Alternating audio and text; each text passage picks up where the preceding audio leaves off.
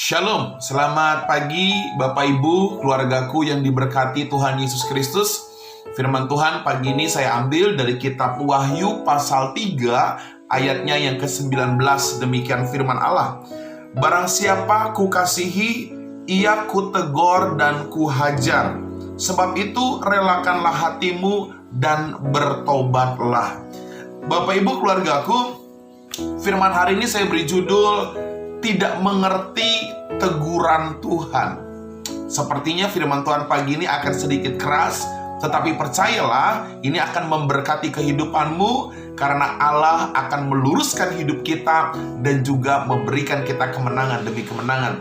Bapak Ibu keluargaku, Yesus yang kita sembah adalah Allah yang penuh dengan kuasa, kebaikan, dan kemurahan. Ada amin saudara.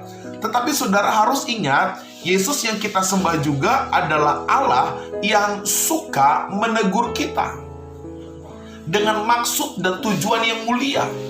Allah kita adalah Allah yang penuh dengan kasih dan kemurahan, tetapi Dia Allah yang perhatian dengan kita, lalu Dia berikan teguran-tegurannya bagi kita. Persoalannya saudara, ada banyak anak-anak Tuhan salah mengerti tentang teguran Tuhan. Seringkali asumsi kita, seringkali pandangan kita bahwa teguran itu bentuknya adalah hajaran dan pukulan. Saya mau katakan pagi ini Bapak Ibu, pandangan seperti itu perlu diluruskan. Kenapa? Karena saya berpendapat didikan Tuhan, teguran Tuhan dalam bentuk hajaran dan pukulan itu adalah alternatif terakhir, langkah terakhir yang Allah berikan kepada kita.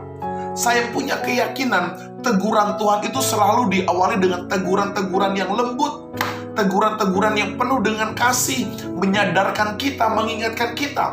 Tetapi sampai kepada akhirnya, ketika kita tidak menyadari teguran Tuhan, baru teguran Allah dalam bentuk pukulan dan hajaran. Itu pun dalam koridor Allah mengasihi kita.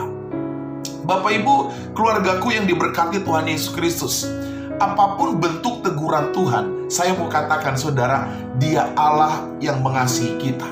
Dia Bapa yang ingin meluruskan jalan kita.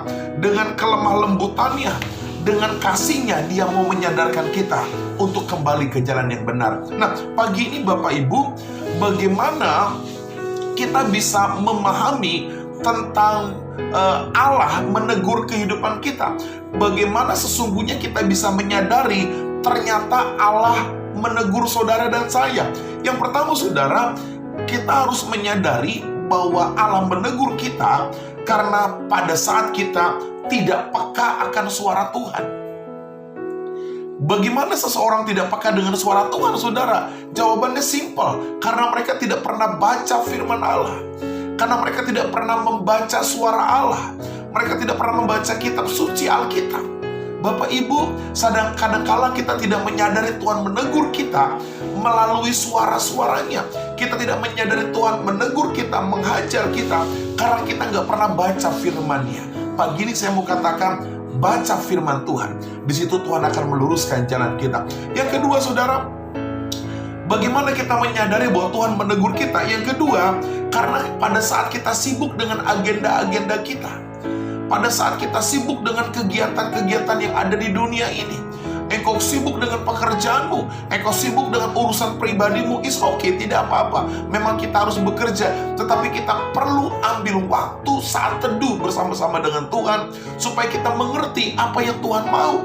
Dan pada saat kita tidak mengerti maunya Tuhan, saat itulah Tuhan tegur kita. Yang ketiga saudara, pada saat apa Tuhan menegur kita? Pada saat kita berada dalam langkah-langkah yang keliru, langkah-langkah yang salah. Bapak Ibu, maafkan saya, seringkali kita tidak peduli dengan apa yang kita kerjakan. Seringkali kita berpikir dosa nanti saja belakangan. Saya mau bilang, ketika langkahmu salah, ketika langkahmu tidak benar, Allah mulai menegur kita. Allah mulai mengingatkan kita supaya langkah kita kembali kepada jalan yang benar. Bapak Ibu, ketiga hal ini menjadi hal yang prinsip dalam kehidupan kita, bahwa Allah mengasihimu, Allah menyayangimu. Karena itu pada saat kita tidak peka suara Tuhan, pada saat kita disibukkan dengan agenda-agenda kita, pada saat kita mulai salah langkah, ingat, Dia Allah yang menegur. Dengan cintanya Dia akan meluruskan kehidupan kita. Pekalah dengan suara Tuhan, bacalah firman Tuhan, saat teduhlah bersama-sama dengan hadirat Allah, maka kau akan menikmati kemenangan demi kemenangan. Shalom, Tuhan memberkati kita semua.